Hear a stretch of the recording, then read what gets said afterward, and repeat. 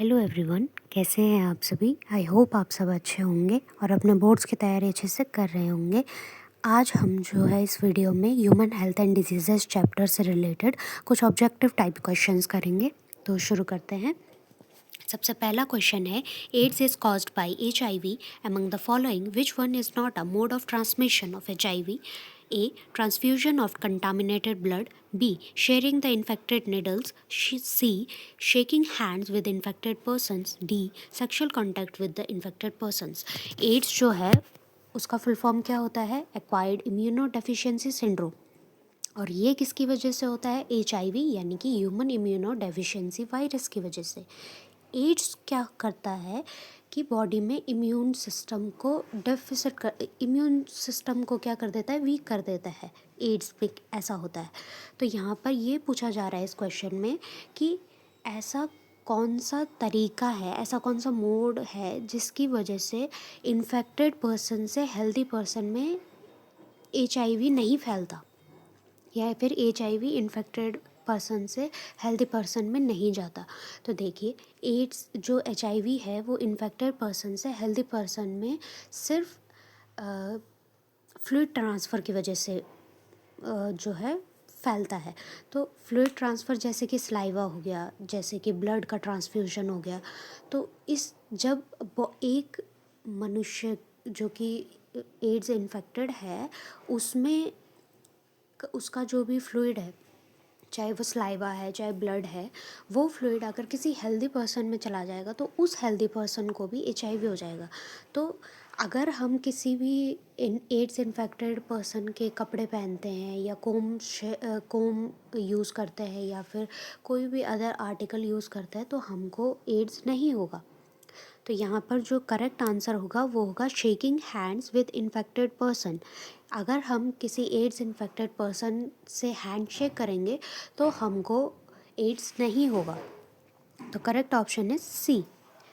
Next question is the substance produced by a cell in viral infection that can protect the other cells from further infection is A. Serotonin, B. Colostrum, C. Interferon, D. Histamine। तो क्या होता है, जब भी हमारी body में कोई cell viral infection से ग्रसित हो जाता है या फिर उसको अगर वायरल इन्फेक्शन हो जाता है तो हमारे जो इन्फेक्टेड सेल होता है वो एक सब्सटेंस रिलीज़ करता है ताकि फर्दर जो सेल्स है उसके आसपास के जो सेल्स है उनको बचाया जा सके, उन पे जो है वायरल इन्फेक्शन अटैक ना कर पाए। तो जो वायरल इन्फेक्टेड सेल होता है वो एक सब्सटेंस प्रोड्यूस करता है, उस सब्सटेंस का नाम होता है इंटरफेरॉन। ये इंटरफेरॉन क्या करता है, आसपास के जो सेल्स होते हैं, जो वायरल इन्फेक्टेड सेल है उसके आसपास के जो सेल्स होते हैं उनको अलर्ट कर देता है कि वायरल इन्फेक्शन हो गया है, तुम अलर्ट रहो और अपने आप को प्रोटेक्ट करो। तो इसका जो करेक्ट ऑप्शन है वो है सी, interferon. Next question is antibodies present in colostrum which protect the newborn from certain diseases is of A. IgG type, B. IgA type, C. IgD type, D. IgE type। हमारी body में अलग अलग तरीके की antibodies present होती हैं। ठीक, कितनी एंटीबॉडीज़ टाइप होते हैं? 5। IgG type, IgA type, IgM type, IgD type and IgE type. यहाँ पर ये पूछा जा रहा है कि जो कोलेस्ट्रम होता है, कोलेस्ट्रम क्या होता है कि जो ब्रेस्ट फीडिंग मदर अपने चाइल्ड को जो मिल्क देती है उस मिल्क को हम बोलते हैं कोलेस्ट्रम। तो ये जो कोलेस्ट्रम होता है इसमें एक स्पेशल टाइप की एंटीबॉडीज़ प्रेजेंट होती है और उन एंटीबॉडीज़ को हम बोलते हैं IgA टाइप की एंटीबॉडीज़। तो correct option is B. Next question is antivenom against snake poison contains antigens, antigen antibody complexes, antibodies या फिर एंजाइम्स। तो जो स्नेक पॉइजन होता है वो क्या है, एक तरीके का एंटीजन है। एंटीजन क्या हो गया, फॉरेन पार्टिकल जो कि हमारी बॉडी में एंटर कर रहा है। तो हमारी बॉडी क्या करती है, एंटीजन से लड़ने के लिए क्या रिलीज़ करती है, एंटीबॉडीज़ रिलीज़ करती है। तो होता क्या है कि जब भी स्नेक बाइट करता है तो उसका जो बाइट करता है तो उसने क्या रिलीज़ किया, वेनम रिलीज़ किया बॉडी में। वो वेनम क्या है, हमारे लिए एंटीजन है। ये एंटीजन इतना पावरफुल है कि जब तक हमारा इम्यून रिस्पॉन्स एक्टिव होता है, हमारी इम्यूनिटी एंटीबॉडीज़ उसके खिलाफ बनाती है, तब तक तो डेथ हो जाएगी। तो इसलिए क्या होता है कि बाहर से एंटीबॉडीज़ बॉडी को दी जाती हैं उस वेनम से फाइट करने के लिए। तो एंटी वेनम क्या है, एक तरीके का एंटीबॉडी है, एक तरीके की एंटीबॉडीज़ हैं जो कि स्नेक वेनम से लड़ेंगी बॉडी के अंदर। तो एंटी वेनम क्या होता है, एक तरीके का एंटीबॉडीज़ होगा। तो करेक्ट ऑप्शन इज सी। ये जो प्रोसेस होती है जिसमें कि जो एंटी वेनम डाला जाता है बॉडी में, इस प्रोसेस को हम बोलते हैं immunization. Next question is, smack is a drug obtained from the A. Latex of the Papaver somniferum. C. Leaves of Cannabis sativa. C. Flowers of Dhatura. And D. Fruits of Erythroxylum coca. तो क्या है, smack क्या होता है, एक drug होता है। Smack drug का दूसरा नाम क्या होता है, हीरोइन ड्रग। इसको कॉमनली हीरोइन ड्रग के नाम से जाना जाता है। इसको ये पूछा जा रहा है कि इसको एक्सट्रैक्ट कहाँ से किया जाता है, इसको निकाला कहाँ से जाता है, ये मिलता कहाँ से हमको। तो एक प्लांट होता है पेपावर सोमिनिफेरम, जिसका कॉमन नेम होता है पॉपी प्लांट। इसके लेटेक्स से हमको क्या मिलता है, स्मैक ड्रग मिलता है। तो correct option is A, Papaver somniferum का latex. Next question is, which of the following is not a lymphoid tissue? A. Spleen, B. Tonsils, C. Pancreas, D. Thymus. Lymphoid tissue क्या होते हैं, किसके under आते हैं, लिम्फैटिक सिस्टम के अंदर आते हैं। लिम्फैटिक सिस्टम क्या करता है हमारी बॉडी में, इम्यूनिटी का काम, इम्यूनिटी से रिलेटेड जो भी काम हमारी बॉडी में है वो लिम्फैटिक सिस्टम का काम होता है। तो इसमें ये पूछा जा रहा है कि कौन सी ऐसी चीज़ है जो कि लिम्फॉइड टिश्यू नहीं है। तो यहाँ पर जो करेक्ट ऑप्शन है वो है सी, पैनक्रियास। क्यों है पैनक्रियास, पैनक्रियास का काम होता है, हमारी जो बॉडी है, पैनक्रियास का काम क्या है बॉडी में, ब्लड ग्लूकोज लेवल को मेंटेन करना और डाइजेस्टिव जूसेस रिलीज़ करना। डाइजेशन में हेल्प करता है पैनक्रियास, और ब्लड ग्लूकोज लेवल को मेंटेन करने का काम होता है पैनक्रियास का। इसलिए जो है यहाँ पर ये लिम्फॉइड टिश्यू नहीं है। इसमें जो टॉन्सिल्स होते हैं वो भी लिम्फॉइड टिश्यू होता है, स्प्लीन भी लिम्फॉइड टिश्यू होता है। ये कौन से होते हैं, सेकेंडरी लिम्फॉइड टिश्यूज़। और थाइमस क्या होता है, प्राइमरी लिम्फॉइड टिश्यू या फिर ऑर्गन कह लीजिए। Next question is, which of the following glands is large size at birth but reduces in size with aging? A. Pineal, B. Pituitary, C. Thymus, D. Thyroid. यहाँ पर पूछा जा रहा है कि इन सब में से कौन सा ऐसा ग्लैंड है जो कि बर्थ के टाइम पे बड़े साइज़ का होता है और जैसे जैसे एज होती है वैसे वैसे इसका साइज़ रिड्यूस होता है। तो हमारी बॉडी में इकलौता सिर्फ एक ऑर्गन ऐसा है जो कि बर्थ के टाइम पे बड़ा होता है, जैसे जैसे प्यूबर्टी आने लगती है वैसे वैसे इसका साइज़ बहुत छोटा हो जाता है। वो ऑर्गन है थाइमस, जो कि ये नेक एरिया में प्रेजेंट होता है। तो option C is the correct answer. Next question is, haemozoin is a precursor of haemoglobin. B. Toxin released from the streptococcus infected cells. C. Toxin released from the plasmodium infected cells. D. Toxin released from the hemophilus infected cells. देखिए, जो हीमोजॉइन होता है ये कब release होता है, जब sporozoites red blood corpuscles को अटैक करते हैं। रेड ब्लड कॉर्पसल्स का लाइसेस होता है और एक सब्सटेंस रिलीज होता है जिसको हम बोलते हैं हीमोजॉइन। ये हीमोजॉइन क्या करता है बॉडी में, यही रिस्पॉन्सिबल होता है रिकरिंग फीवर के लिए। जो मलेरिया में रिकरिंग फीवर होते हैं कि एक बार हाई फीवर आ गया, फिर फीवर कम हो जाता है, फिर फीवर हाई हो जाता है। तो ये रिकरिंग फीवर जो होता है वो हीमोजॉइन की वजह से होता है। तो हीमोजॉइन कब रिलीज़ होता है, जब कोई भी जो आरबीसीज हैं उनको इन्फेक्ट किया हुआ है, किसने, प्लाज्मोडियम ने। प्लाज्मोडियम कहने का मतलब यहाँ पे स्पोरोजॉइट्स, स्पोरोजॉइट्स क्या होते हैं, प्लाज्मोडियम की इन्फेक्टेड फॉर्म होते हैं। तो option C is the correct answer, toxins release from the plasmodium infected cells. Next question is, one of the following is not a casual organism causal organism for the ringworm? A. Microsporum, B. Trichophyton, C. Epidermophyton and D. Macrosporum. यहाँ पर ये पूछा जा रहा है कि इनमें से कौन सा ऐसा ऑर्गेनिज्म है जो कि रिंगवॉर्म कॉज नहीं करता। रिंगवॉर्म क्या होते हैं? ड्राई स्केली पैचेस जो है बॉडी में पड़ते हैं और क्या होता है, बहुत ज़्यादा उनमें इंटेंस इचिंग होती है, ये होता है रिंगवॉर्म। रिंगवॉर्म जिन ऑर्गेनिजम्स की वजह से होता है वो मेनली 3 जीनस के ऑर्गेनिज्म होते हैं। एक माइक्रोस्पोरम, दूसरा होता है ट्राइकोफाइटन और तीसरा होता है एपिडर्मोफाइटन। तो यहाँ पर ऑप्शन जो डी है मैक्रोस्पोरम, इसकी वजह से रिंगवॉर्म नहीं होता है, तो option D is the correct answer. Next question is a person with sickle cell anaemia is A more prone to malaria, B more prone to typhoid, C less prone to malaria, D less prone to typhoid. देखिए sickle cell anaemia क्या होता है, एक तरीके का genetic disorder होता है। इसमें क्या होता है कि जो रेड ब्लड कॉर्पसूल्स होती है, आरबीसीज होती हैं, ये सिकल शेप्ड हो जाती हैं। ठीक, शिकल से शेप्ड हो जाती है तो क्या हो जाता है, इनकी हीमोग्लोबिन कैरिंग कैपेसिटी लो हो जाती है। अब जब ये जो हीमोग्लोबिन होता है उसका काम होता है ऑक्सीजन बाइंड करना। अब ये जो आरबीसीज हैं ये सिकल शेप्ड हो गई तो ये ऑक्सीजन को अच्छे से कैरी नहीं कर पाती। अच्छे से कैरी नहीं कर पाएंगे तो क्या होगा, बॉडी में ऑक्सीजन की कमी होगी। और क्या होता है कि ये जो आरबीसीज होती है जो सिकल शेप्ड हो गई हैं, इनका लाइफ स्पैन बहुत कम होता है। जो सही वाली आरबीसीज होती हैं वो उनका लाइफ स्पैन कितना होता है, 120 डेज़ का होता है। ये जो सिकल शेल शेप्ड जो हो गई हैं आरबीसीज, इनका लाइफ स्पैन बहुत छोटा होता है, जिस वजह से क्या होता है कि आरबीसी काउंट बॉडी में बहुत लो हो जाता है। आरबीसी काउंट अगर बॉडी में लो हो गया तो क्या होता है, अनीमिया होता है। इसीलिए इस डिज़ीज़ को हम बोलते हैं सिकल सेल अनीमिया। तो जिस भी पर्सन को सिकल सेल अनीमिया होता है उसको कभी भी मलेरिया नहीं होता।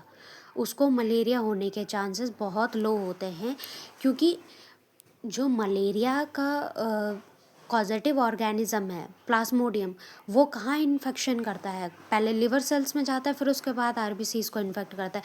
जब उसको आरबीसीज ही नहीं मिलेंगी इन्फेक्ट करने के लिए तो वो बॉडी में कैसे मल्टीप्लाई करेगा, बॉडी में कैसे सर्वाइव करेगा। तो उस आदमी जिस आदमी को या फिर जिस भी ह्यूमन को सिकल सेल एनीमिया है, उस इंसान को कभी भी मलेरिया नहीं हो सकता। क्यों? क्योंकि आरबीसीज नहीं है, तो कैसे अफेक्ट करेगा। तो option C is the correct answer, less prone to malaria. उसको मलेरिया होने के चांसेस कम होते हैं। Next is which of the following factors affect human health. इनमें से कौन से ऐसे फैक्टर्स हैं जो कि ह्यूमन हेल्थ को अफेक्ट करते हैं। First, infections, second silent mutation, third lifestyle, fourth genetic disorders.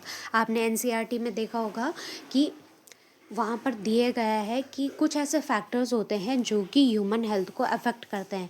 तो वहाँ पर 3 फैक्टर्स दिए गए थे। सबसे पहला फैक्टर दिया गया था इन्फेक्शंस जैसे कि कोई भी bacterial infection, fungal infection, viral infection, इस तरीके के इन्फेक्शन बॉडी में हो गए तो उस वजह से हेल्थ इफेक्ट होती है। दूसरा बोला था लाइफस्टाइल। अगर आप अपनी लाइफस्टाइल अच्छी नहीं रखोगे, एक्सरसाइज नहीं करोगे, पूरा जो है सेडेंट्री लाइफस्टाइल है, तो उस लाइफस्टाइल में क्या होगा, हेल्थ अफेक्ट होगी। थर्ड बोला गया था जेनेटिक डिसऑर्डर्स। जब भी जीन्स में कुछ गड़बड़ आ जाती है तो क्या होगा, डीएनए कहीं पे ख़राब हो गया है, डीएनए को कोई इफेक्ट हो गया है, डीएनए में एरर आ गया है, या फिर डीएनए का कुछ पार्ट डिलीट हो गया है, या फिर कुछ नया पार्ट ऐड हो गया है, तो इन सब की वजह से भी क्या होता है कि हेल्थ को अफेक्ट होता है। जैसे मैंने इससे पहले वाले में बताया था सिकल सेल एनीमिया, तो उसमें क्या होता है, जीन में गड़बड़ आ जाती है जिस वजह से क्या होता है, सिकल सेल एनीमिया होता है। तो ये उसी का ही एक एग्जाम्पल है जेनेटिक डिसऑर्डर्स का, सिकल सेल एनीमिया। तो यहाँ पर जो करेक्ट ऑप्शंस कौन कौन से हैं, फर्स्ट, सेकंड एंड फोर्थ, तो ये कौन से वाले में है, ऑप्शन ए। तो correct answer is option A, जो कि ह्यूमन हेल्थ को अफेक्ट करते हैं। Next question is which of the following disease is non communicable. A diphtheria, B flu, C cancer, D malaria. Non communicable diseases वो diseases होती है जो कि एक जो कि इन्फेक्टेड पर्सन है उससे हेल्दी पर्सन में ट्रांसमिट नहीं होती, जो कि इन्फेक्टेड पर्सन से हेल्दी पर्सन में ट्रांसमिट नहीं होती, ऐसी डिजीज़ेस को हम नॉन कम्युनिकेबल डिजीज़ेस बोलते हैं। तो ऐसी डिजीज़ कौन सी है? सी, कैंसर। कैंसर नहीं फैलता, कुछ भी कर लीजिए आप, कैंसर इन्फेक्टेड पर्सन के कपड़े पहन लीजिए, उसकी कोम यूज़ कर लीजिए, उसके हाथ का खाना खा लीजिए, आप कुछ भी कर लीजिए, उस इंसान जिसको कैंसर हो रखा है उस इंसान से हेल्दी इंसान में कैंसर कभी भी ट्रांसमिट नहीं होता, इसलिए cancer is a non communicable disease. तो C is the correct option. Next is, which of the following pairs contain an infectious and a non-infectious diseases respectively? इनमें से ऑप्शंस में से कौन सा ऐसा पैर है जिसमें कि पहली डिजीज़ इन्फेक्शियस होगी और दूसरी डिजीज़ नॉन इन्फेक्शियस होगी? इन्फेक्शियस डिजीज़ेज़ वो डिजीज़ेज़ होती हैं जो कि एक इन्फेक्टेड ह्यूमन से दूसरे हेल्दी पर्सन में ट्रांसमिट हो जाती हैं, इजीली ट्रांसमिट हो जाती हैं, जबकि नॉन इन्फेक्शियस डिजीज़ेज़ वो डिजीज़ेज़ होती है जो कि इन्फेक्टेड ह्यूमन से हेल्दी ह्यूमन में कभी भी ट्रांसमिट नहीं होंगी। तो इसका जो करेक्ट ऑप्शन है वो है B, AIDS and cancer. AIDS क्या होती है? फैल जाती है, इन्फेक्टेड पर्सन से हेल्दी पर्सन में तरीके अलग होते हैं लेकिन फैल जाती है, और कैंसर क्या है? कभी भी नहीं फैलता। तो B is the correct option. Next is, typhoid fever in human beings is caused by A. Plasmodium vivax, B. Trichophyton, C. Salmonella typhi, D. Rhinoviruses। इनमें से कौन सा ऐसा ऑप्शन है जिससे कि टाइफाइड फीवर ह्यूमंस में होता है? तो टाइफाइड फीवर का कॉजेटिव एजेंट क्या होता है? Salmonella typhi. तो C is the correct option. Plasmodium vivax से क्या होता है? मलेरिया होता है। ट्राइकोफाइटन से क्या होता है? रिंगवॉर्म होता है। राइनोवायरसेस किसके लिए रिस्पॉन्सिबल होते हैं? कॉमन कोल्ड के लिए। राइनो वर्ड का मतलब ही नोज़ होता है। वो वायरसेस जो कि नोज़ को अफेक्ट करते हैं उनको हम क्या बोलते हैं? Rhino viruses. तो कॉमन कोल्ड जो है राइनो वायरसेस की वजह से होता है। तो टाइफाइड फीवर किसकी वजह से होता है? Salmonella typhi. C is the correct option. Next is, which of the following is the bacterial diseases in humans? A. Dysentery, B. Malaria, C. Plague, D. Option both A and C. Dysentery जो होती है वो होता है एक bacteria जिसकी वजह से क्या होती है? डाइसेंट्री होती है। उसका नाम होता है डाइसेंट्री अलग ऑर्गेनिज्म, उसका कॉजेटिव एजेंट अलग होता है। B is the malaria. Malaria किसकी वजह से होता है? प्लाज्मोडियम की वजह से होता है। प्लाज्मोडियम क्या होता है? एक तरीके का प्रोटोजोआ होता है। सी इज़ द प्लेग। प्लेग जो है एक बैक्टीरिया की वजह से होता है, यर्सीनिया पेस्टिस, उसकी वजह से जो है प्लेग होता है। तो करेक्ट ऑप्शन यहाँ पे है डी, बोथ ए एंड सी, जिसकी वजह से क्या होता है? ये होता है। Next question is, which of the following sets includes bacterial diseases? इनमें से कौन सा ऐसा सेट है जिसमें कि बैक्टीरियल डिजीजेज है? बैक्टीरियल डिजीजेज मीन्स जिन डिजीजेज का कॉजेटिव एजेंट होगा बैक्टीरिया।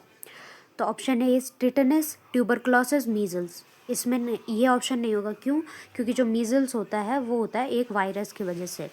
बाकी बी ऑप्शन में क्या है? Diphtheria, leprosy and plague. इसमें क्या होगा? उसके बाद का ऑप्शन क्या है? Cholera, typhoid and mumps. D is the malaria, mumps and poliomyelitis. इसका जो करेक्ट ऑप्शन होगा वो होगा बी, डिप्थीरिया, लेप्रोसी और प्लेग। सी नहीं होगा। क्यों? क्योंकि इसमें जो मम्प्स होता है वो एक वायरस की वजह से होता है। डी नहीं होगा क्योंकि इसमें मम्प्स और जो पोलियोमाइलाइटिस है वो एक वायरस की वजह से होता है। तो B is the correct option. Next is, common cold is caused by. इससे पहले मैंने आपको बताया था कि कॉमन कोल्ड किसकी वजह से होता है? राइनो वायरसेस की वजह से, जो कि नोज़ को इफेक्ट करते हैं। तो option A is the correct answer. Next is a toxic substance responsible for the chills and high fever recurring every 4 days in malarial fever is A. Interferon, B. Hemozoin, C. Hydrogen, D. colostrum. क्या होता है कि sporozoites जब RBCs को affect करते हैं तो वो आरबीसीज का जब लाइसिस होता है तो क्या रिलीज होता है? Haemozoin. Haemozoin is the toxin which is responsible for the recurring fever in the malarial fever. ठीक, तो option B is the correct answer. Interferon नहीं होगा, क्यों? क्योंकि इंटरफेरॉन क्या करता था? वायरल इन्फेक्शन में अदर जो आसपास के सेल्स होते हैं उनको प्रोटेक्ट करता था. हाइड्रोडिन क्यों नहीं होगा? हाइड्रोडिन जो है वो मिलता है लीच में, तो वो ये तो ऑप्शन में होगा ही नहीं. डी कोलेस्ट्रम, कोलेस्ट्रम तो मिल्क होता है. नेक्स्ट क्वेश्चन जो है वो है humoral immunity is associated with A. T cells, B cells, C macrophages या फिर D both A and B. यहाँ पर जो करेक्ट ऑप्शन होगा वो होगा बी सेल्स. ह्यूमोरल इम्यूनिटी कौन सी इम्यूनिटी होती थी कि जिसमें एंटीबॉडीज बनती थी? वो देखिए, दो तरीके की इम्यूनिटी होती है. एक ह्यूमोरल इम्यूनिटी होती है, एक सेल मीडिएट इम्यूनिटी होती है. सेल मीडिएट इम्यूनिटी में वो सेल्स आते हैं जो कि इम्यूनिटी में हेल्प करते हैं. ह्यूमोरल इम्यूनिटी में क्या होता है कि ऐसे प्रोटीन्स जो कि इम्यूनिटी में हेल्प करते हैं. तो प्रोटीन्स जो कि इम्यूनिटी में हेल्प करते हैं वो क्या होते हैं? एंटीबॉडीज़. तो एंटीबॉडीज़ रिलीज़ कौन करता है? बी सेल्स रिलीज़ करते हैं. तो इसलिए करेक्ट ऑप्शन जो होगा वो होगा बी सेल्स. नेक्स्ट है the antibody which can cross placental barrier is A. IgA, B IgE, C IgM, D IgG. देखिए, प्लेसेंटल बैरियर जो होता है वो बहुत एकदम स्ट्रॉन्ग बैरियर होता है. इसके आसपास सिर्फ सिलेक्टिव चीज़ें जाती हैं. और एक ऐसी एंटीबॉडी होती है जो कि प्लेसेंटल बैरियर को भी क्रॉस कर सकती है.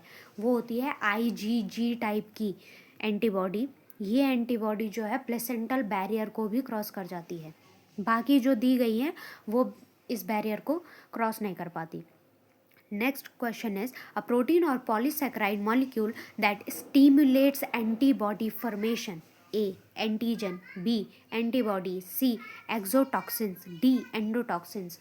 यहाँ पर क्या बोला जा रहा है कि ऐसा वो कौन से सब मॉलिक्यूल्स होते हैं, चाहे वो पॉलीसेक्राइड यानी कि कार्बोहाइड्रेट में आप एक तरीके से समझ लीजिए. तो ऐसे कौन से प्रोटीन या फिर पॉलीसेक्राइड के मॉलिक्यूल्स होते हैं जो कि एंटीबॉडी के फॉर्मेशन में को स्टिमुलेट करते हैं. तो कौन सा ऐसा सब्सटेंस है जो कि जब बॉडी में एंटर कर जाता है तो एंटीबॉडी का फॉर्मेशन स्टिमुलेट होता है? वो क्या होता है? एंटीजन. एंटीजन क्या है? एक तरीके का फॉरेन पार्टिकल है. जब बॉडी में फॉरेन पार्टिकल कभी भी आता है तो बॉडी में क्या होता है? एंटीबॉडीज़ रिलीज होती हैं. तो एंटीजन इज़ द प्रोटीन या फिर polysaccharide which stimulates the antibody formation. So A is the correct option. Next is passive immunity can conferred directly by A. vaccines, B. antitoxins, C. colostrum या फिर D both A, B and C. यहाँ पर क्या बोला जा रहा है कि पैसिव इम्यूनिटी कैसे हम दे सकते हैं? पैसिव इम्यूनिटी क्या होती है कि जो कि हमको बाहर से दी जाती है. एक्टिव इम्यूनिटी तो वो इम्यूनिटी है जो कि हमारी बॉडी खुद बनाती है. जिस रिस्पॉन्स को हमारी बॉडी खुद जनरेट करती है वो होती है एक्टिव इम्यूनिटी. पैसिव इम्यूनिटी का मतलब होता है कि बाहर से हमको इम्यूनिटी दी जाती है. इसका एग्जाम्पल है वैक्सीनेशन और इम्यूनाइजेशन, जो कि हमने देखा था एंटीवेनम वाले क्वेश्चन में. एंटीवेनम वाले में क्या होता था कि एंटीबॉडीज़ बाहर से बॉडी में दी जाती थी. वही होता है पैसिव इम्यूनिटी. तो इसमें जो है वो कौन सा आंसर करेक्ट होगा? बोथ बी एंड सी. क्यों? एंटीटॉक्सिन्स क्या होते हैं? एंटीटॉक्सिन्स एक तरीके से आप समझ लीजिए एंटीबॉडीज़ ही एंटीटॉक्सिन्स है. सी कोलेस्ट्रम नहीं होगा यहाँ पर. हाँ, कोलोस्ट्रम भी होगा, क्योंकि कोलोस्ट्रम क्या होता है, वो हमको हेल्प कर कोलोस्ट्रम क्या करता है कि उसमें कौन से एंटीबॉडीज़ होती है, आईजीए एंटीबॉडीज़ होती है। ये एंटीबॉडीज़ क्या करती हैं, बॉडी को बाहर से ही, एक तरीके से समझ लीजिए बाहर से हमको यहाँ पे एंटीबॉडीज़ मिल रही है, तो इसलिए पैसिव इम्यूनिटी होगा। वैक्सीन्स क्यों नहीं होगा, क्योंकि vaccine is the example of active immunity. Vaccines में क्या होता है कि हीट किल्ड जो भी माइक्रो यानी कि एक तरीके से ऐसे समझ लीजिए कि एक जो भी बैक्टीरिया, वायरस, कुछ भी ले लीजिए, जो कि एंटीजन है, उसको क्या कर दिया जाता है, वीक कर दिया जाता है। अलग अलग प्रोसेस होती है वीक करने की, उसको वीक कर दिया जाता है और वीक करके बॉडी में इंजेक्ट करवाया जाता है, ताकि हमारी बॉडी इसको रिकॉग्नाइज कर ले, पहचान ले और इसके प्रति एंटीबॉडीज़ बना ले। उसके बाद जो है हमारी बॉडी को याद रहेगा, हमारी बॉडी के इम्यून सिस्टम में ये फीड रहेगा कि अगली बार अगर सेम ऐसा ही एंटीबॉडी आता है तो हमारी बॉडी तुरंत उसके प्रति सेकेंडरी इम्यून रिस्पॉन्स को, जिसको हम नेस्टिक इम्यून रिस्पॉन्स बोलते हैं, वो जनरेट कर पाएगी। तो option D is the correct option. Next is which form of pathogen is used in vaccination. Vaccination में किस तरीके का पैथोजन हम डालते हैं बॉडी में। तो A activated and strong pathogenic antigens, ये नहीं होगा।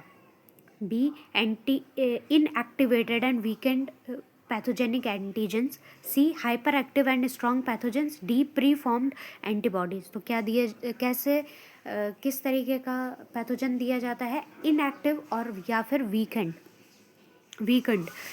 जो कि कमज़ोर होगा जो पैथोजन, या फिर इनएक्टिव होगा जो पैथोजन, उसको जो है इंजेक्ट किया जाता है वैक्सीनेशन में, ताकि क्या हो सके, हमारी बॉडी खुद उसके प्रति एंटीबॉडीज़ बना सके। तो option B is the correct answer.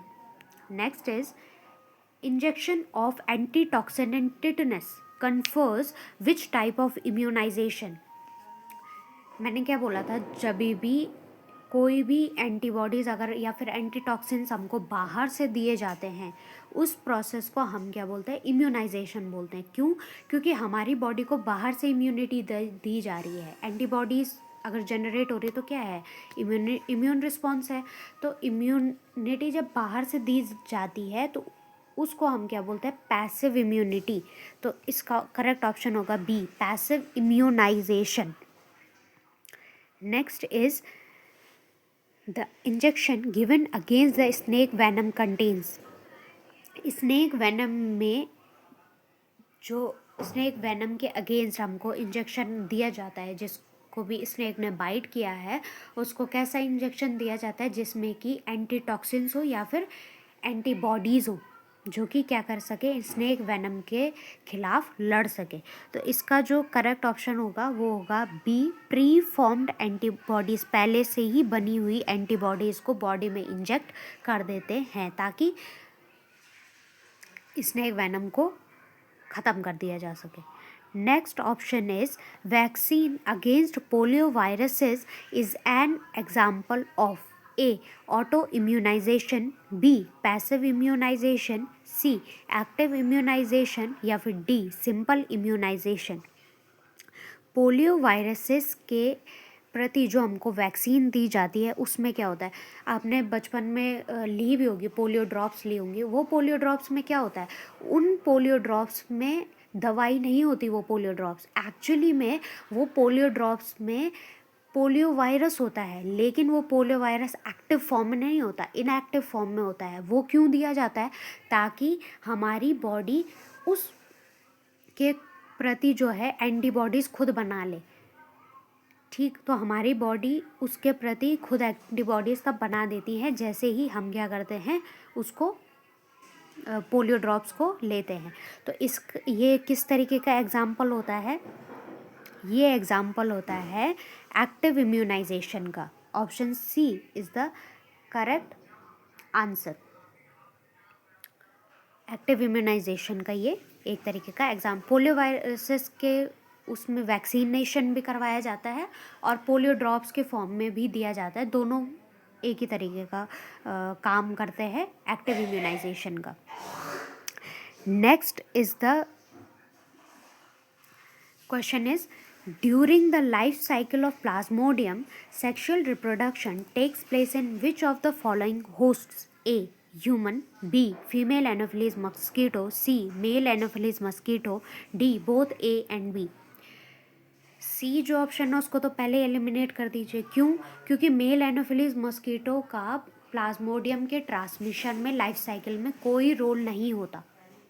Role किसका होता है? ह्यूमन का और फीमेल एनोफिलीज मॉस्किटो। यहाँ पर ये बोल रहे हैं कि लाइफ जो प्लाज्मोडियम की लाइफ साइकिल होती है उसमें जो सेक्सुअल फेज़ होता है उसका, जहाँ पर गैमीट्स फ्यूज़ करेंगे, वो वाला जो फेज़ होता है वो किस में होता है? क्यों? जो प्लाज्मोडियम की लाइफ साइकिल होती है वो 2 होस्ट में कंप्लीट होती है। ठीक, किस किस में? एक फीमेल एनोफिलीज मस्कीटो में और एक ह्यूमन में। इन 2 में जो है उसकी लाइफ साइकिल कंप्लीट होती है। इसमें जो इसका जो एसेक्सुअल फेज़ होता है जहाँ पर ये मल्टीप्लाई करता है, वो जो फेज़ होता है वो होता है ह्यूमन में। और जहाँ पर गैमीट का फ्यूजन होता है, जाइगोट फॉर्मेशन होता है, स्पोरोजॉइड्स बनते हैं, वो कहाँ होता है? फीमेल एनोफिलीज की गट में। तो यहाँ पर जो सेक्सुअल फेज़ होता है वो कहाँ पर होता है? फीमेल एनोफिलीज मस्कीटो में। Option B is the correct answer. Next is amoebic dysentery या फिर amoebiasis is caused by A. Entamoeba histolytica, B. E. Coli, C. Streptococcus pneumoniae and D. Trichophyton. Amoebic dysentery या फिर amoebiasis किसकी वजह से होता है? ये होता है एंटमीबा हिस्टोलाइटिका, जो कि क्या है? एक तरीके का प्रोटोजोन है। तो option A is the correct answer. Next is which one of the following diseases can not be cured by taking antibiotics. इनमें से कौन सी ऐसी डिजीज़ है जो कि एंटीबायोटिक्स लेने पर ठीक नहीं होगी? तो एंटीबायोटिक्स कब दी जाती है? जब किसी भी मनुष्य को क्या होगा? बैक्टीरियल डिजीजेज होंगी। बैक्टीरियल डिजीजेज होंगी तब क्या दी जाती है? एंटीबायोटिक्स दी। तो जब भी बैक्टीरियल इन्फेक्शन होगा तब क्या दी जाती हैं? एंटीबायोटिक्स दी जाती हैं। यानी कि जब बैक्टीरिया होगा बॉडी में सिर्फ तभी ही जो है एंटीबायोटिक्स काम करेंगे, वरना नहीं करेंगी। तो इसमें ऐसी डिजीज़ हमको ढूंढनी पड़ेगी जो कि बैक्टीरिया की वजह से होती है, बैक्टीरिया की वजह से जो नहीं होती है, ऐसी डिजीज़ हमको इस क्वेश्चन में ढूंढनी है। क्यों? क्योंकि उसमें ही एंटीबायोटिक्स बॉडी में कुछ काम नहीं करेंगे। तो प्लेग जो है वो किसकी वजह से होती है? बैक्टीरिया की वजह से होती है। लेप्रोसी किसकी वजह से होती है? बैक्टीरिया की वजह से होती है। वुफिम कफ किसकी वजह से होता है? बैक्टीरिया की वजह से होता है। तो option B is the correct answer, amoebiasis. क्यों? क्योंकि एमीबियासिस किसकी वजह से होती है? एंटमीबा हिस्टोलाइटिका, जो कि क्या है? एक प्रोटोजोन है। So the option B is the correct answer. Next is an intestinal parasite which causes blockage of the intestinal passage and whose eggs are excreted along with the feces of the infected person is। यहाँ पर बोला जा रहा है कि ऐसा कौन सा इंटेस्टाइन का पैरासाइट है। पैरासाइट क्या होते हैं? वो ऑर्गेनिज्म जो कि दूसरे ऑर्गेनिज्म पे डिपेंड होते हैं अपने फूड के लिए, अपने न्यूट्रिशन के लिए। तो ये पूछ रहे हैं कि जो आपको ऑप्शंस दिए गए हैं उनमें से ऐसा कौन सा इंटेस्टाइन का पैरासाइट है जो कि जो इंटेस्टिनल पैसेज है, स्पेशली स्मॉल इंटेस्टाइनल का जो पैसेज है उसको पूरा ब्लॉक कर देता है, और जिसके एग्स क्या होते हैं? इन्फेक्टेड पर्सन के फीसिस के साथ या फिर स्टूल के साथ क्या हो जाते हैं? रिलीज हो जाते हैं। तो ऐसा कौन सा होता है? वो होता है एस्कैरियासिस। एस्कैरियासिस डिजीज़ में ऐसा होता है, और कॉजेटिव एजेंट क्या है? एस्कैरिस की वजह से क्या होता है? इंटेस्टिनल पैसेज ब्लॉक हो जाता है। क्यों? क्योंकि एस्कैरिस जैसे ही स्मॉल इंटेस्टाइन में जाता है, डिवाइड करता है, फर्दर अपनी प्रोजेनी वहाँ बनाता है, तो क्या होता है? ये बहुत सारे हो जाते हैं, और क्या होता है? जो इंटेस्टाइन का पैसेज होता है पूरा ब्लॉक हो जाता है। इसके जो एग्स हैं वो इन्फेक्टेड पर्सन के फीसेस के साथ रिलीज होते हैं। तो option B is the correct answer. Next is elephantiasis, a chronic inflammation that results in the gross deformities is caused by A. Ascaris, B. E. coli, C. Wucheria, D. Trichophyton. Elephantiasis को हम क्या भी बोलते हैं? Filariasis. Elephantiasis में क्या होता है कि जो ये लेग वाला एरिया होता है पूरा, जो जेनाइटल्स होते हैं और जो लेग होता है उसमें इन्फ्लेमेशन होता है। और इन्फ्लेमेशन भी कैसा होता है? क्रॉनिक इन्फ्लेमेशन होता है, लाइफ टाइम के लिए वो इन्फ्लेमेशन हो जाता है। तो एलिफेंटियासिस का कॉजेटिव एजेंट यहाँ पर पूछा जा रहा है। तो कॉजेटिव एजेंट क्या होता है? वुचेरिया होता है। इसके स्पीशीज़ कौन कौन सी होती है जो इसको इफ़ेक्ट करती है? वो होती है वुचेरिया बैंक्रॉफ्टी और वुचेरिया मलाई। इसकी वजह से इसमें जो है, इनकी वजह से ये एलिफेंटियासिस होता है। तो C is the correct option. Next is which of the following is affected by the infection of Wuchereria bancrofti. ये पूछ रहे हैं कि इनमें से कौन सा ऐसा पार्ट है बॉडी का जिसकी वजह से क्या होता है? वुचेरिया बैंक्रॉफ्टी की वजह से जो है इफेक्ट होता है, ऐसा कौन सा बॉडी पार्ट है या ऑर्गन है? तो option A is lymphatic cells, B respiratory system, C nervous system, D blood circulation. तो लिम्फेटिक वेसल्स में क्या होता है? ये वुचेरिया बैंक्रॉफ्टी जाता है। वुचेरिया बैंक्रॉफ्टी को हम फ्लेरियल वर्म भी बोलते हैं। तो ये क्या करते हैं? लिम्फेटिक वेसल्स में जाते हैं। लिम्फेटिक वेसल्स में जाते हैं तो क्या होता है कि इम्यून रिस्पॉन्स जनरेट होगा। तो क्या होता है कि बॉडी वहाँ पर इन्फ्लेमेशन हो जाती है। जहाँ पर ये लिम्फेटिक वेसल्स में जहाँ पर ये चले जाते हैं वहाँ पर इन्फ्लेमेशन होती है। और इन्फ्लेमेशन कैसी हो जाती है? क्रॉनिक इन्फ्लेमेशन, यानी कि लाइफ टाइम के लिए, अगर ये एक बार हो गया उसके बाद लाइफ टाइम के लिए वहाँ पर क्या हो जाती है? स्वेलिंग हो जाएगी। तो option A is the correct answer. Next question is which of the following diseases is transmitted by the bite of female mosquito vector? A. filariasis, B. amoebiasis, C. typhoid, D. pneumonia। ये पूछ रहे हैं कि ऐसी कौन सी disease है यहाँ पर जिसका जो वेक्टर है वो फीमेल एनोफिलीज मस्कीटो है। वेक्टर क्या होता है? वेक्टर एक ऐसा ऑर्गेनिज्म है जो कि ट्रांसमिट करता है डिजीज़ को from the infected person to a healthy person. तो यहाँ पर ये बोल रहे हैं कि फीमेल मस्कीटो की वजह से, यहाँ पर ध्यान रखिएगा एनोफिलीज मस्कीटो की बात नहीं हो रही, सिर्फ फीमेल मस्कीटो की बात हो रही है। तो फीमेल मस्कीटो की वजह से होने वाली डिजीज़ कौन सी है? एमीबियासिस नहीं है, टाइफाइड नहीं है।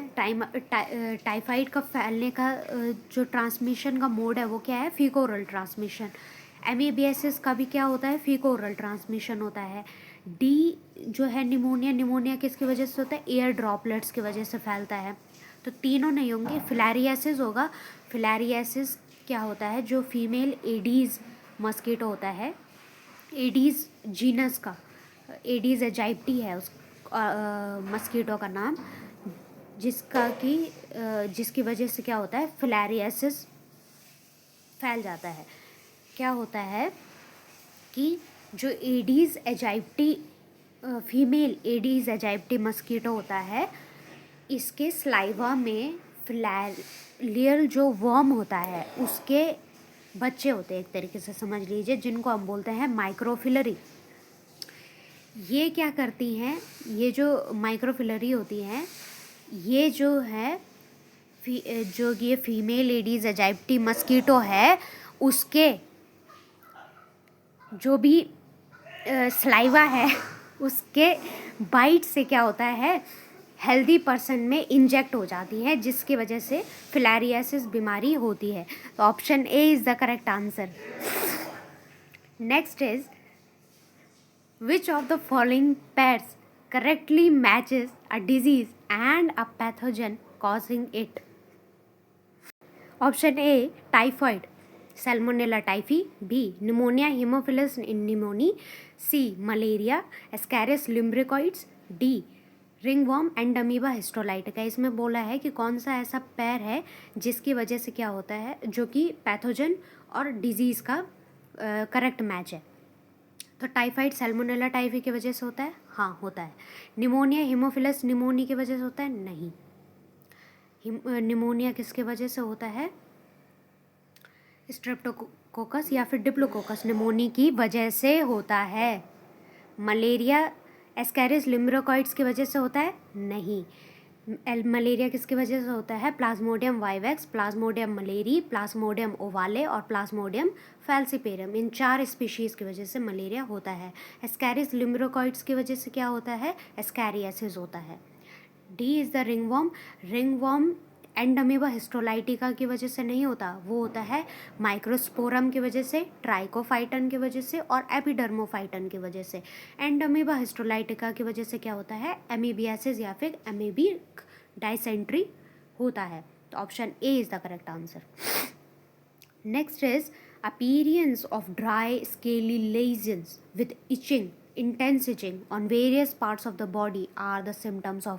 ये जो मैंने बताए appearance of dry scaly lesions और intense itching, ये किसके symptoms होते हैं, ये symptoms होते हैं ringworm के। तो option B is the correct answer.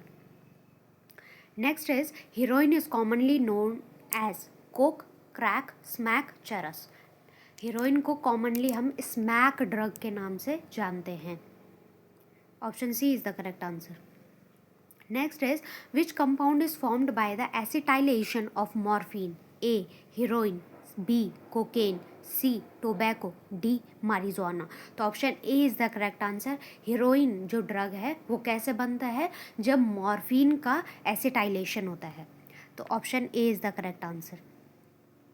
Next is charas and ganja are the drugs which affect A respiratory system, B cardiovascular system, C digestive system या फिर D nervous system। चरस और गांजा किस तरीके के ड्रग्स होते हैं, कैनाबिनॉइड ड्रग्स होते हैं। ये क्या करते हैं, बॉडी में जो भी कार्डियोवैस्कुलर सिस्टम होता है, कार्डियोवैस्कुलर सिस्टम में क्या आता है, हार्ट आते हैं, ब्लड वेसल्स आती है, ब्लड वगैरह, लंग्स वगैरह, इनको जो है ये अफेक्ट करता है। कौन, चरस और गांजा।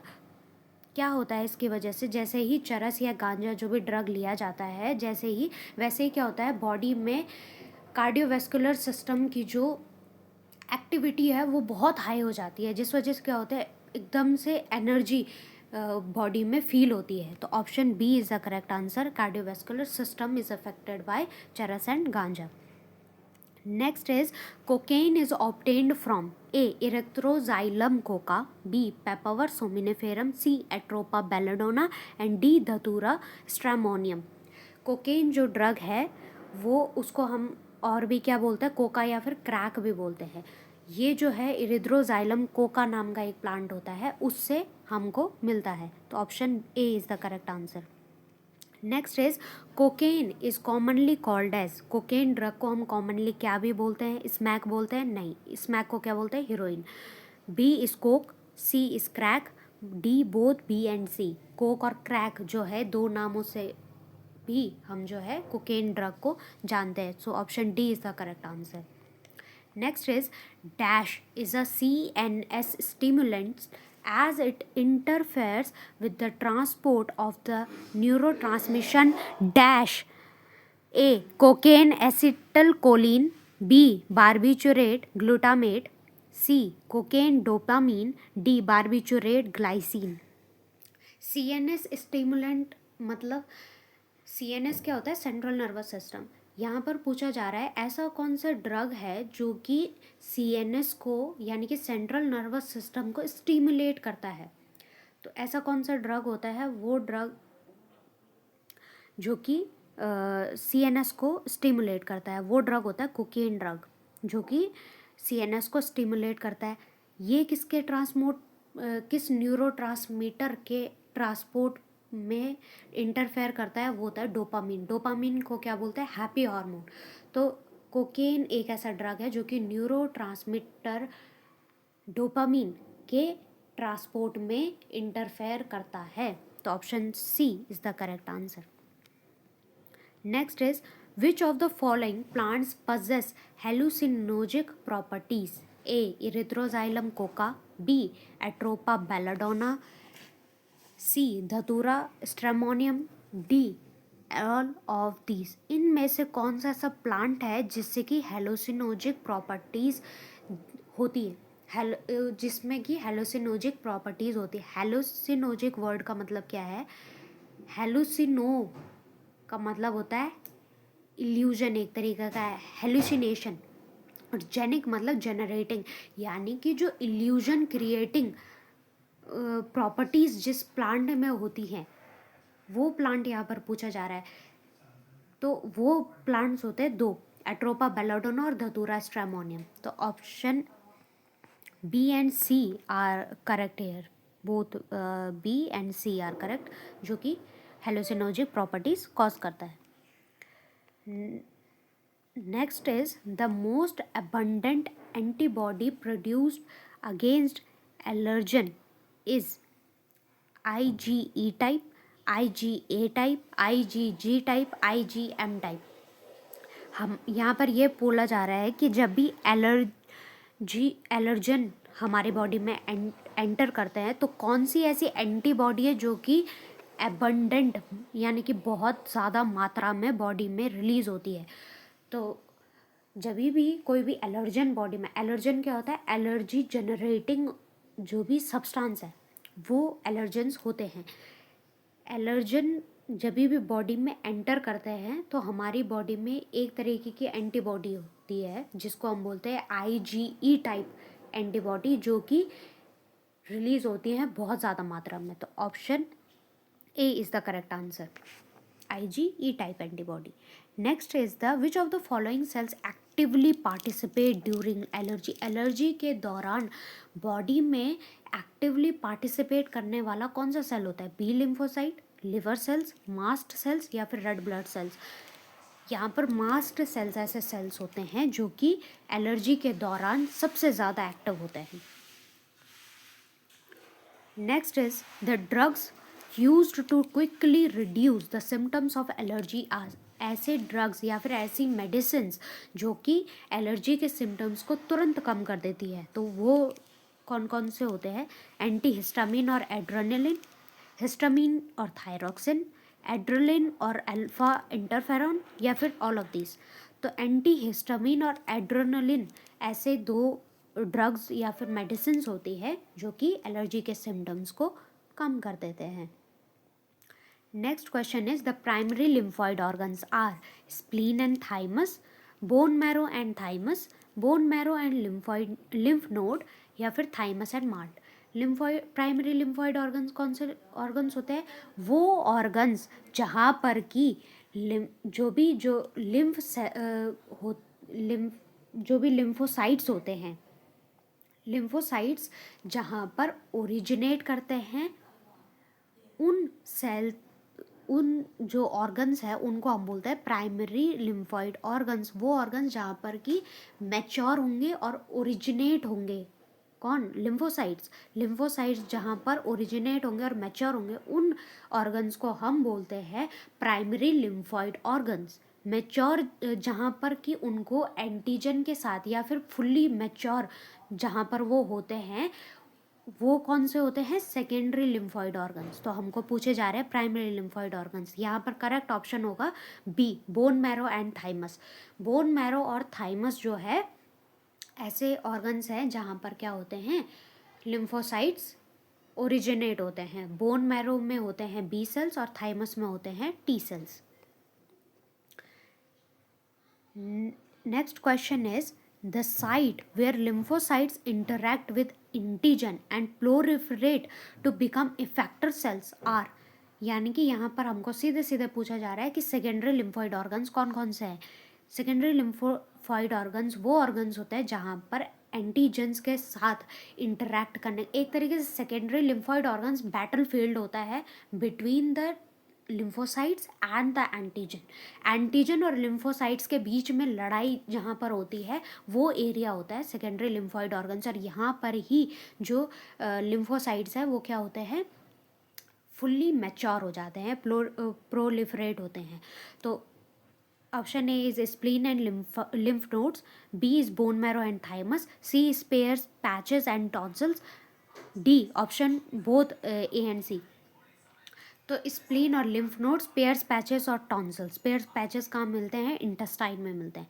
तो ये 4 ऐसे हैं जहाँ पर जो कि क्या होते हैं? सेकेंडरी लिम्फोइड ऑर्गन्स होते हैं। तो correct option is option D. Next is AIDS is widely diagnosed by. AIDS को डायग्नोस करने का, यानी कि अगर किसी को एड्स हुआ है तो पता करने का तरीका या फिर टेस्ट जो होता है वो होता है ELISA test, enzyme linked immunosorbent assay जो है एलिसा टेस्ट। इसकी वजह से क्या होता है? पता चल जाता है कि एक इंसान को एड्स है या फिर नहीं है। Next is cancer cells do not exhibit the property of. Cancer cells में कौन सी ऐसी प्रॉपर्टी है जो कि नहीं होती? ए जनरेटिंग ट्यूमर्स, बिल्कुल होती है। कैंसर सेल्स जो है ट्यूमर्स ही तो जनरेट करते हैं, जब कैंसर सेल्स क्या करते हैं?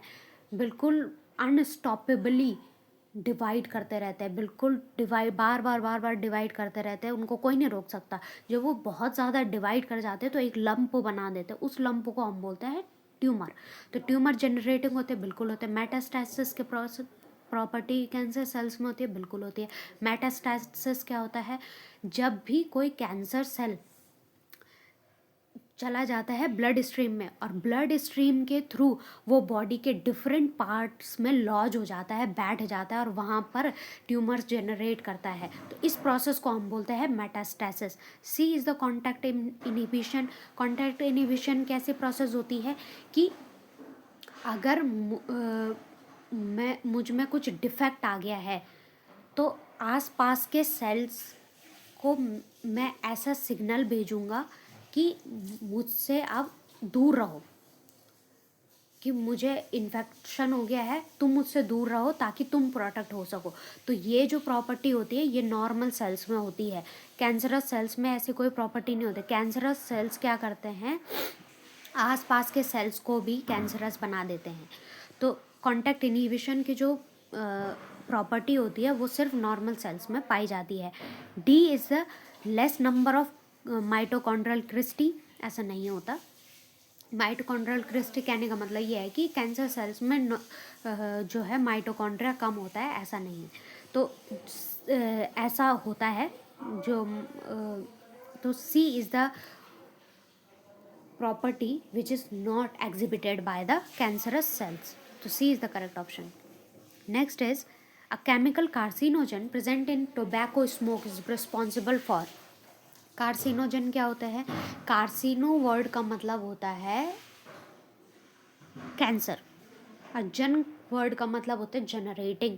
ऐसे सब्सटेंस जो कि कैंसर को जनरेट करते हों बॉडी में उनको बोलते हैं कार्सिनोजेंस। यहाँ पर पूछा जा रहा है कि टोबैको स्मोक में पाया जाने वाला ऐसा कौन सा केमिकल कार्सिनोजन होता है जो कि बॉडी के किस पार्ट को अफेक्ट कर रहा है। तो किस पार्ट को अफेक्ट करता है? वो करता है लंग्स को। तो लंग कैंसर जो है वो टोबैको की वजह से होता है। Next question is in humans receptors for opioids are present in। opioids जो ड्रग्स होते हैं उसका एग्जाम्पल क्या होता है? हीरोइन। हीरोइन ड्रग क्या होता है? ओपियोइड ड्रग होता है। ये ड्रग किस पर जाकर किसके रिसेप्टर्स पे बाइंड हो जाता है? तो वो होते हैं सीएनएस के रिसेप्टर्स और गैस्ट्रो इंटेस्टिनल ट्रैक्ट के रिसेप्टर्स। सेंट्रल नर्वस सिस्टम के रिसेप्टर्स को और गैस्ट्रो इंटेस्टिनल ट्रैक्ट्स में जो रिसेप्टर्स होते हैं ओपियोइड रिसेप्टर्स होते हैं, उन रिसेप्टर्स पे जो है ये ओपियोइड्स ड्रग्स जो हैं वो बाइंड कर जाते हैं। गैस्ट्रो इंटेस्टिनल ट्रैक्ट क्या होता है? गैस्ट्रो वर्ड का मतलब होता है स्टमक और इंटेस्टाइन हम सबको पता ही है, स्मॉल इंटेस्टाइन की यहाँ पे बात। तो जो भी पेट से लेकर इंटेस्टाइन तक का जो भी पाइपलाइन जाती है उसको हम बोलते हैं गैस्ट्रो इंटेस्टिनल ट्रैक्ट। तो option D is the correct answer, both A and B. This one was the last question. बाकी ये जो क्वेश्चंस यहाँ पर दिख रहे हैं वो हैं सब्जेक्टिव टाइप्स ऑफ क्वेश्चन जो कि प्रीवियस ईयर क्वेश्चन है।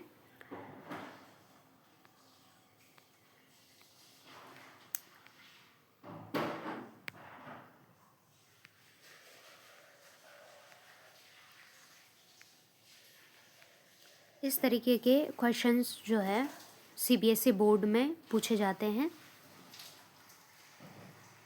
Subjective type.